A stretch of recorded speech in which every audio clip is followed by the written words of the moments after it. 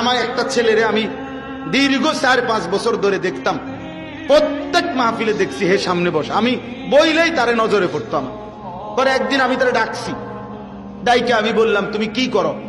কয় হুজুর আমি মানে প্রতিদিন ঘাস কাটি আর ঘাস কাইটা বিক্রি করি, যা পাই তা দিয়ে সংসার চালাই। তাই বললাম তুমি যে সব মাহফিলে আসো, আমি দেখলাম তোমারে।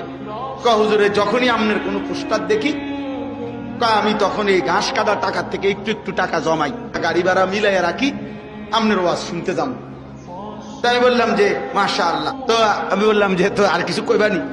কওদের আমার জীবনের একটা স্বপ্ন আছে। আমি বললাম কি স্বপ্ন কও? আমি 10 টাকা 50 টাকা করে জমাইতেছি, আল্লাহ যদি আমারে কোনোদিন তৌফিক দেয় আমি আমনের আমগা এলাকায় দাওয়াত দিয়ে নিয়ে ওয়াজ করাম। পরে আমি বললাম ওহন দাঁড়া, অন ডেট লো, এখন নাও ডেট, আজকে তোমারে ডেট দিলাম, হাদিয়া দিতে হবে না, আমি দিমু তোমারে।